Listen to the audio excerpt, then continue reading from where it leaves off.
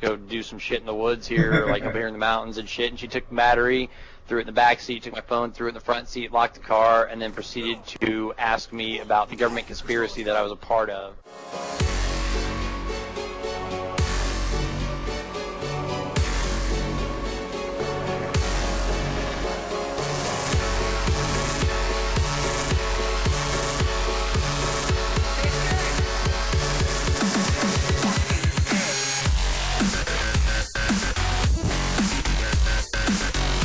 I swear to fuck, if I get hit by that hunter-killer drone, I would be so pissed.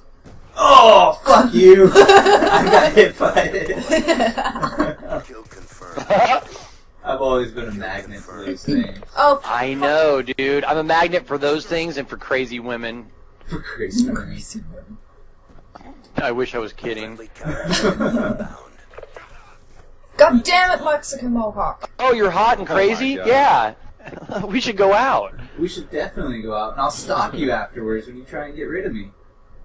You run into that? Yeah, dude. I had this gorgeous Asian girl. She was so cool. We went out a couple of times, and I was I was at an Angels game. She was like, "Hey, I'm around here. You know, you want to hang out?" Blah blah. Long story short, she took me up into the mountains, up in Orange County, and took my cell phone. She's like, "Hey, can I have your cell phone?" I thought she was like getting kinky, like, "Hey, you know, let's go do some shit in the woods here, like up here in the mountains and shit." And she took the battery, threw it in the back seat, took my phone, threw it in the front seat, locked the car, and then proceeded to ask me about the government conspiracy that I was a part of and what agency sent me to infiltrate and find out as much information as I can about her. And I mean, this went on, and she'd show up at my house. I mean, there's a way longer, way funnier version of this, but she would show up at my house with these giant books of printouts from the internet of sports scores and show me the patterns of how the government is conspiring against us through the sports pages. And like, hand to God.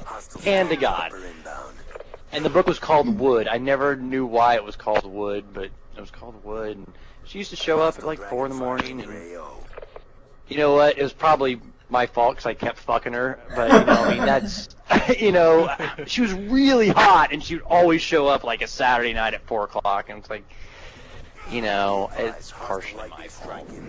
So I swear to God, I attract crazy. I don't blame you for that one, but when you said you attract crazy, I didn't think you meant that crazy. That's like clinically No, I'm insane. dead serious. Like, I literally had to, like, grab a hold of her and, like, physically like restrain her while I got her keys and got my phone, and it was bad.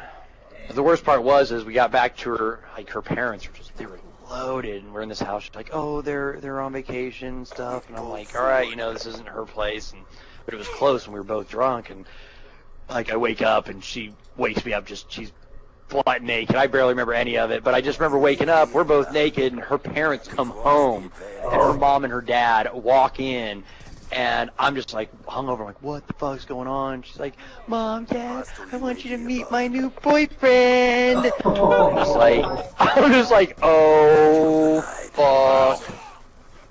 Damn. And to God.